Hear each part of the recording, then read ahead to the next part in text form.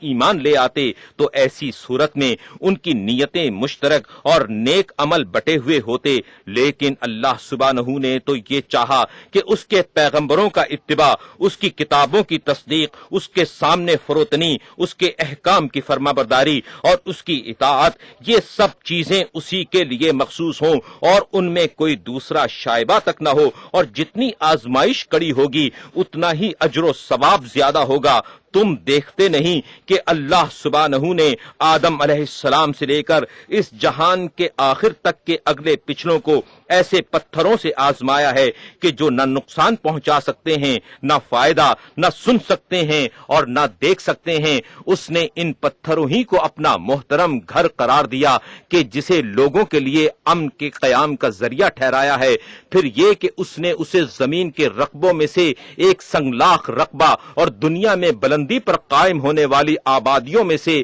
ایک کم مٹی والے مقام اور گھاٹیوں میں سے ایک تنگ اطراف والی گھاٹی میں قرار دیا۔ کھرے اور کھردرے پہاڑوں، نرم ریتیلے میدانوں، کم آب چشموں اور متفرق دیہاتوں کے درمیان کہ جہاں اونٹ، گھوڑا اور گائے بکری نشو و نما نہیں پا سکتے۔ پھر اس نے آدم علیہ السلام اور ان کی اولاد کو حکم دیا کہ اپنے رخ اس کی طرف موڑیں، چنانچہ وہ ان کے سفروں سے فائدہ اٹھانے کا مرکز اور پالانوں کے اترنے کی منزل بن گیا کہ دور افتادہ بے آب و گیا بانوں، دور دراز گھاٹیوں کے نشیبی راہوں اور زمین سے کٹے ہوئے دریاؤں کے جزیروں سے نفوس انسانی ادھر متوجہ ہوتے ہیں،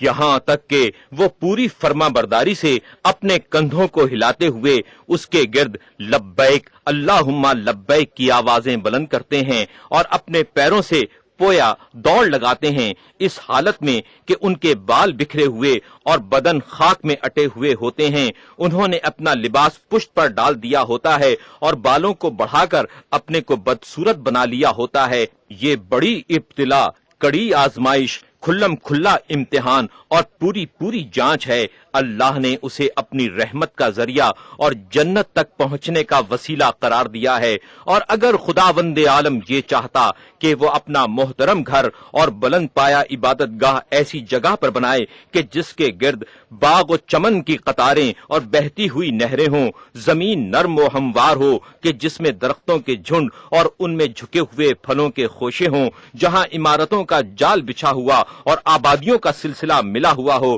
جہاں سرخ مائل گیہوں کے پودے، سرسبز مرغزار چمن در کنار سبززار پانی میں شرابور میدان، لہلہاتے ہوئے کھیت اور آباد گزرگاہیں ہوں، تو البتہ وہ اجر و ثواب کو اسی انداز سے کم کر دیتا ہے کہ جس اندازے سے ابتلا و آزمائش میں کمی واقع ہوئی ہے۔ اگر وہ بنیاد کے جس پر اس گھر کی تعمیر ہوئی ہے اور وہ پتھر کے جس پر اس کی عمارت اٹھائی گئی ہے یہ زمرد سبز اور یاقوت سرخ کے ہوتے اور ان میں نور و ضیاء کی تابانی ہوتی تو یہ چیز سینوں میں شک و شبہات کے ٹکراؤ کو کم کر دیتی اور دلوں سے شیطان کی دوڑ دھوپ کا اثر مٹا دیتی اور لوگوں سے شکوک کے خلجان کو دور کر دیتی۔ لیکن اللہ سبحانہ اپنے بندوں کو گوناگون سختیوں سے آزماتا ہے اور ان سے ایسی عبادت کا خواہاں ہے کہ جو طرح طرح کی مشقتوں سے بجا لائی گئی ہو، اور انہیں قسم قسم کی ناگواریوں سے جانچتا ہے تاکہ ان کے دلوں سے تمکنت و غرور کو نکال باہر کرے اور ان کے نفسوں میں عجز و فروتنی کو جگہ دے، اور یہ کہ اس ابتلا و آزمائش کی راہ سے اپنے فضل و امتنان کے کھلے ہوئے دروازوں تک انہیں پہنچائے اور اسے اپنی معافی و بخشش کا آسان وسیلہ و ذریعہ قرار دے۔ دنیا میں سرکشی کی پاداش اور آخرت میں ظلم کی گراں باری کے عذاب اور غرور اور نخوت کے برے انجام کے خیال سے اللہ کا خوف کھاؤ، کیونکہ یہ سرکشی، ظلم اور غرور و تکبر شیطان کا بہت بڑا جال اور بہت بڑا ہتھ کنڈا ہے کہ جو لوگوں کے دلوں میں زہر قاتل کی طرح اتر جاتا ہے، نہ اس کا اثر کبھی رائگاں جاتا ہے، نہ اس کا وار کسی سے خطا کرتا ہے، نہ عالم سے اس کے علم کے باوجود، اور نہ پھٹے پرانے چھیتروں میں سے کسی فقیر بے نوا سے۔ یہی وہ چیز ہے جس سے خداوند عالم ایمان سے سرفراز ہونے والے بندوں کو نماز، زکوٰۃ اور مقررہ دنوں میں روزوں کے جہاد کے ذریعے محفوظ رکھتا ہے، اور اس طرح ان کے ہاتھ پیروں کی طغیانیوں کو ستون کی سطح پر لاتا ہے۔ ان کی آنکھوں کو عجز و شکستگی سے جھکا کر، نفس کو رام اور دلوں کو متواضع بنا کر رعونت و خود پسندی کو ان سے دور کرتا ہے۔ نماز میں نازک چہروں کو عجز و نیاز مندی کی بنا پر خاک آلودہ کیا جاتا ہے، اور روزوں میں ازرو فرما برداری پیٹ سے مل جاتے ہیں، اور زکوٰۃ زمین کی پیداوار وغیرہ کو فقراء اور مساکین تک پہنچایا جاتا ہے۔ دیکھو کہ ان اعمال و عبادت میں غرور کے ابھرے ہوئے اثرات کو مٹانے اور تمکنت کے نمایاں ہونے والے آثار کو دبانے کے کیسے کیسے فوائد مضمر ہیں۔ امیر کائنات علیہ السلام نہج البلاغہ کے اس خطبے میں ارشاد فرماتے ہیں کہ میں نے نگاہ دوڑائی تو دنیا بھر میں ایک فرد کو بھی ایسا نہ پایا کہ وہ کسی چیز کی پاسداری کرتا ہو، مگر یہ کہ اس کی نظروں میں اس کی کوئی وجہ ضرور ہوتی ہے کہ جو جاہلوں کے اشتباہ کا باعث بن جاتی ہے، یا کوئی ایسی دلیل ہوتی ہے جو بے وقوفوں کی عقل سے چپک جاتی ہے۔ سو تمہارے کہ تم ایک چیز کی جنبہ داری تو کرتے ہو، مگر اس کی کوئی علت اور وجہ معلوم نہیں ہوتی۔ ابلیس ہی کو لے لو کہ اس نے آدم علیہ السلام کے سامنے حمیت جاہلیت کا مظاہرہ کیا تو اپنی اصل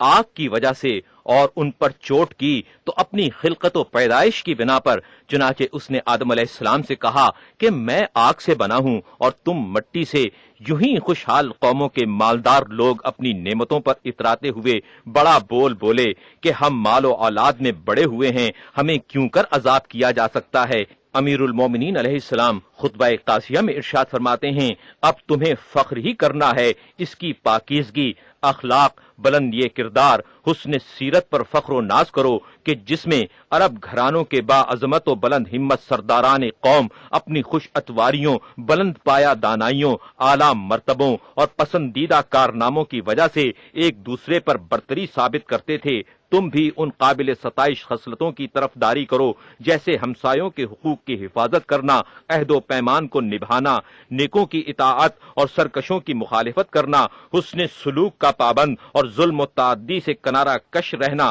خون ریزی سے پناہ مانگنا، خلق خدا سے عدل و انصاف برتنا، غصے کو پی جانا، زمین میں شر انگیزی سے دامن بچانا۔ تمہیں ان عذابوں سے ڈرنا چاہیے جو تم سے پہلی امتوں پر ان کی بدعمالیوں اور بد کرداریوں کی وجہ سے نازل ہوئے، اور اپنے اچھے اور برے حالات میں ان کے احوال و واردات کو اپنے پیش نظر رکھو۔ اس امر سے خائف و ترسا رہو کہیں تم بھی انہی کے ایسے نہ ہو جاؤ۔ اگر تم نے ان کی دونوں اچھی بری حالتوں پر غور کر لیا تو پھر ہر اس چیز کی پابندی کرو کہ جس کی وجہ سے عزت و برتری نے ہر حال میں ان کا ساتھ دیا، اور دشمن ان سے دور دور رہے، اور عیش و سکون کے دامن ان پر پھیل گئے، اور نعمتیں سرنگوں ہو کر ان کے ساتھ ہو لیں، اور عزت و سرفرازی نے اپنے بندھن ان سے جوڑ لیے۔ وہ کیا چیزیں تھیں؟ یہ کہ وہ افتراق سے بچے اور اتفاق و یکجہتی پر قائم رہے، اسی پر ایک دوسرے کو ابھارتے تھے اور اسی کی باہم سفارش کرتے تھے، اور تم ہر اس امر سے بچ کر رہو کہ جس نے ان کی ریڑھ کی ہڈی کو توڑ ڈالا اور قوت و توانائی کو ذوف سے بدل دیا، اور وہ یہ تھا کہ انہوں نے دلوں میں کینہ اور سینوں میں بغض رکھا، ایک دوسرے کی مدد سے پیٹھ پھرا لی اور باہمی تعاون سے ہاتھ اٹھا لیا۔ اور تم کو لازم ہے کہ گزشتہ زمانے کے وقائع و حالات میں غور و فکر کرو کہ صبر آزما ابتلاؤں اور جانکاہ مصیبتوں میں ان کی کیا حالت تھی۔ کیا وہ ساری کائنات سے زیادہ گراں بار، تمام لوگوں سے زائد مبتلا تاب و مشقت اور دنیا جہاں سے زیادہ تنگی و ضیق کے عالم میں نہ تھے کہ جنہیں دنیا کے فرعونوں نے اپنا غلام بنا رکھا تھا اور انہیں سخت سے سخت اذیتیں پہنچاتے اور تلخیوں کے گھونٹ پلاتے تھے، اور ان کی یہ حالت ہو گئی تھی کہ وہ تباہی و ہلاکت کی ذلتوں اور غلبہ و تسلط کی قہر سامانیوں میں گھرتے چلے جا رہے تھے۔ نہ انہیں بچاؤ کی کوئی تدبیر اور نہ روک تھام کا کوئی ذریعہ سوچتا تھا، یہاں تک کہ اللہ سبحانہ نے یہ دیکھا کہ یہ میری محبت میں اذیتوں پر پوری قد و کاوش سے صبر کیے جا رہے ہیں اور میرے خیال سے مصیبتوں کو جھیل رہے ہیں، تو ان کے لیے مصیبت و ابتلا کی تنگنائی سے وسعت کی راہیں نکالیں اور ان کی ذلت کو عزت اور خوف و ہراس کو امن سے بدل دیا۔ چنانچہ وہ تخت فرما روائی پر سلطان اور مسند ہدایت پر رہنما ہوئے اور انہیں امید سے بڑھ چڑھ کر اللہ کی طرف سے عزت و سرفرازی حاصل ہوئی۔ امیر کائنات امیر المومنین حضرت علی علیہ السلام خطبہ قاسیہ کو جاری رکھتے ہوئے ارشاد فرماتے ہیں کہ غور کرو کہ جب ان کی جمعیتیں یکجا، خیالات یکسو اور دل یکساں تھے اور ان کے ہاتھ ایک دوسرے کو سہارا دیتے اور تلواریں ایک دوسرے کی معین و مددگار تھیں اور ان کی بصیرتیں تیز اور ارادے متحد تھے، تو اس وقت ان کا عالم کیا تھا؟ کیا وہ اطراف زمین میں فرما روا اور دنیا کی گردنوں پر حکمران نہ تھے؟ اور تصویر کا یہ رخ بھی دیکھو کہ جب ان میں پھوٹ پڑ گئی، یہ یکجہتی درہم و برہم ہو گئی، ان کی باتوں اور دلوں میں اختلاف کے شاخسانے پھوٹ نکلے اور وہ مختلف ٹولیوں میں بٹ گئے اور الگ جتھے بن کر ایک دوسرے سے لڑنے بھڑنے لگے، تو ان کی نوبت یہ ہو گئی کہ اللہ نے ان سے عزت و بزرگی کا پیراہن اتار لیا اور نعمتوں کی آسائشیں ان سے چھین لیں، اور تمہارے درمیان ان کے واقعات کی حکایتیں عبرت حاصل کرنے والوں کے لیے عبرت بن کر رہ گئیں۔ اب ذرا اسماعیل کی اولاد اسحاق کے فرزندوں اور یعقوب کے بیٹوں کے حالات سے عبرت و نصیحت حاصل کر لو۔ حالات کتنے ملتے ہوئے ہیں، طور طریقے کتنے یکساں ہیں۔ ان کے منتشر و پراگندہ ہو جانے کی صورت میں جو واقعات رونما ہوئے، ان میں فکر و تأمل کرو کہ جب شاہان عجم اور سلاطین روم ان پر حکمران تھے، وہ انہیں اطراف عالم کے سبززاروں، عراق کے دریاؤں، دنیا کی شادابیوں سے خاردار جھاڑیوں، ہواؤں کے بے روک گزرگاہوں اور معیشت کی دشواریوں کی طرف دھکیل رہے تھے، اور آخر انہیں فقیر و نادار اور زخمی پیٹھ والے اونٹوں کا چرواہا اور بالوں کی جھونپڑیوں کا باشندہ بنا کر چھوڑتے تھے۔ ان کے گھر بار دنیا جہاں سے بڑھ کر خستہ و خراب تھے، نہ ان کی آواز تھی جس کے پروبال کا سہارا لیں، نہ ان سے محبت کی چھاؤں تھی جس کے بلبوتے پر بھروسہ کریں۔ ان کے حالات پراگندہ، ہاتھ الگ الگ تھے، کثرت و جمعیت بٹی ہوئی، جاں گداز مصیبتوں اور جہالت کی تہ بتہ تہوں میں پڑے ہوئے تھے۔ یوں کہ لڑکیاں زندہ درگور تھیں، گھر گھر مورتی کی پوجا ہوتی تھی، رشتے ناتے توڑے جا چکے تھے، لوٹ کھسوٹ کی گرم بازاری تھی۔ امیر کائنات امیر المومنین حضرت علی علیہ السلام خطبہ قاسیہ میں ارشاد فرماتے ہیں کہ دیکھو اللہ نے ان پر کتنے احسانات کیے کہ ان میں اپنا رسول بنا کر بھیجا، کہ جس نے اپنی اطاعت کا انہیں پابند بنایا اور انہیں ایک مرکز وحدت پر جمع کیا، اور کیونکہ خوشحالی نے ان کے پروبال ان پر پھیلا دیے اور ان کے لیے بخشش و فیضان کی نہریں بہا دیں، اور شریعت نے انہیں اپنی برکت سے بے بہا فائدوں میں لپیٹ لیا، چنانچہ وہ اس کی نعمتوں میں شرابور اور اس کی زندگی کی تر و تازگیوں میں خوشحال اور ایک مسلط فرما روا اسلام کے زیر سایہ ان کی زندگی کے تمام شعبے نظم و ترتیب سے قائم ہو گئے، اور ان کے حالات کی درستگی نے انہیں غلبہ و بزرگی کے پہلو میں جگہ دی، اور ایک مضبوط سلطنت کی سربلند چوٹیوں میں دین و دنیا کی سعادتیں ان پر جھک پڑیں، اور وہ تمام جہان پر حکمران اور زمین کی پہنائیوں میں تخت و تاج کے مالک بن گئے، اور جن پابندیوں کی بنا پر دوسروں کے زیر دست تھے، اب یہ انہیں پابند بنا کر ان پر مسلط ہو گئے، اور جن کے زیر فرمان تھے ان کے فرمانروا بن گئے۔ نہ ان کا دم خم ہی نکالا جا سکتا ہے اور نہ ہی ان کا کسبل توڑا جا سکتا ہے۔ امیر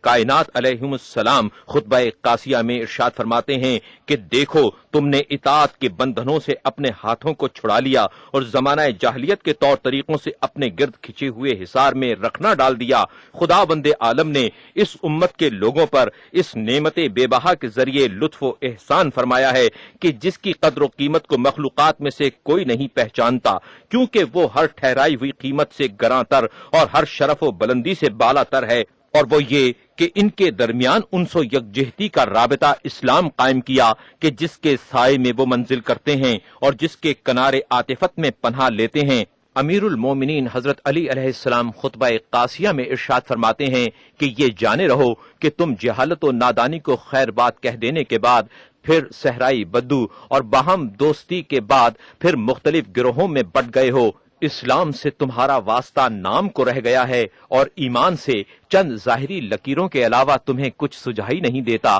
تمہارا قول یہ ہے کہ آگ میں کود پڑیں گے مگر آر قبول نہ کریں گے، گویا تم یہ چاہتے ہو کہ اسلام کی ہتک، حرمت اور اس کا عہد توڑ کر اسے منہ کے بل اوندھا کر دو، وہ عہد کے جسے اللہ نے زمین میں پناہ اور مخلوقات میں امن قرار